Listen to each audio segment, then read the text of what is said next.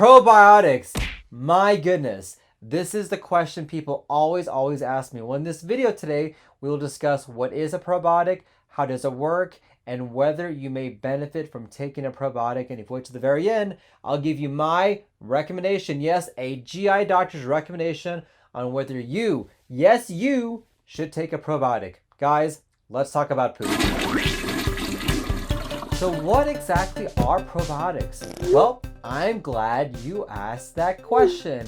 Probiotics are live microorganisms, which are little bitty little bugs that are alive that you ingest either through pills, maybe it's certain foods, or maybe it's even things like yogurt. And they help to change the gut microbiome. What we think is going on is that a lot of the conditions that we have really alters the gut microbiome, and some of the things that we're taking, whether it's medications, antibiotics, or certain foods, really changes kind of what's going on here, leading to a condition called dysbiosis, or just a change in kind of the gut flora.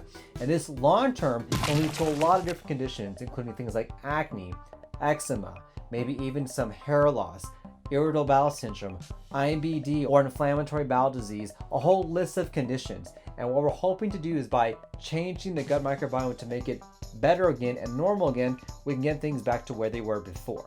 There is constantly a battle between the good guys and the bad guys in your gut microbiome. They're always fighting.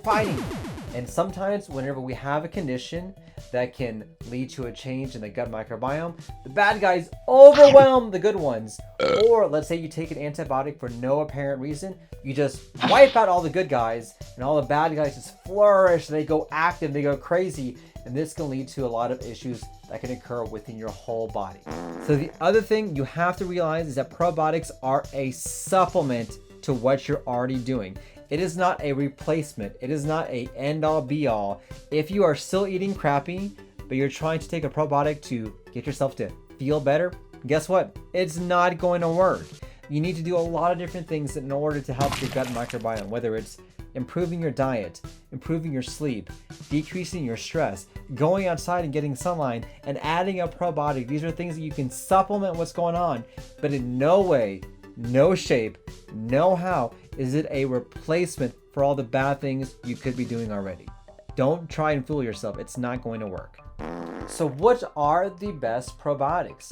Well, unfortunately, we don't have a lot of good studies and research when it comes to which are the best probiotics for people to take. However, there are 4 main strains that I look for when I tell my patients, hey, these are the types of probiotics I recommend. This includes Lactobacillus plantarum, Bifidobacter brevi, Bifidobacter lactis, and actually a yeast called Saccharomyces boulardii. Now, if you want me to do a video on which probiotic I recommend as a GI doctor, comment down below and let me know if that's the video what you want, because what you want, guys, that's what you get. A very common confused point that people have are what are the differences between a prebiotic and a probiotic. Yes, that one beginning part makes a huge difference in terms of what's going on. So like I mentioned before, a probiotic is a live organism that can supplement what's going on inside your GI tract. A prebiotic are actually certain foods that are good for your gut microbiome. So they're not actually organisms, they're foods that help to change the gut microbiome, make things better, and hopefully change that balance to make it better again. And sometimes you can actually have something that has both a prebiotic and a probiotic. That is called a symbiotic. Ooh, but yes, that is a term for a particular substance that has both a prebiotic and a probiotic to it. Now, currently, we don't have a lot of good evidence whether ingesting a prebiotic or a symbiotic may be of benefit or not, but we are starting to get more research and more data for that. So now I bet you're wondering, do I recommend a probiotic for my patients? Guys, are you ready? Ready over there? Over there? Drum roll, please. Brrr. The answer is maybe. I know you wanted an actual answer, but I'm not going to give it to you. No, I'm not, because it depends on your medical condition. There are some people, and heck yeah, I'm going to recommend a probiotic. The benefit is there, the risk is low, and I think you may benefit. But there are some of you guys out there who I would not recommend a probiotic for. It depends on each single person, depends on your medical conditions, what other medications are you on, and also, are you immunosuppressed? There are medications that can suppress your immune system and medical conditions that can suppress your immune system that if you take a probiotic, you're going to get really, really sick because that bacteria or that fungus in that probiotic is going to proliferate and cause you to get what's called sepsis, which is a very serious medical condition in which you can die. So I am not going to give you the answer.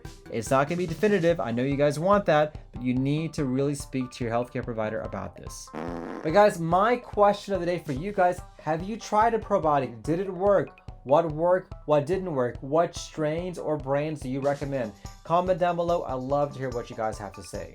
And if you are looking for a way to help stop loose stools, yes, not diarrhea, but loose stools, click over here. Or if you're wanting to find 5 ways to improve your digestion, click right here. But guys, thank you for watching, and don't forget to smash that like button. I look forward to seeing you guys on a future video. This includes lactobacillus. This includes lactobacillus pentavirus. Now, a very common confusion that people have for me, people ask me, I should need to learn to speak better.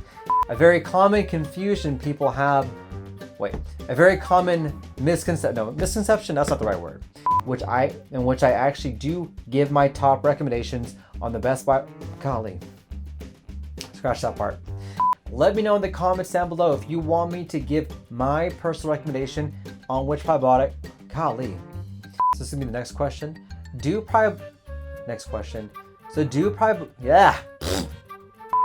For a second condition, ulcerative colitis, which is part of golly. And then lastly, there's actually some evidence that probiotics can, golly, I can't say that word.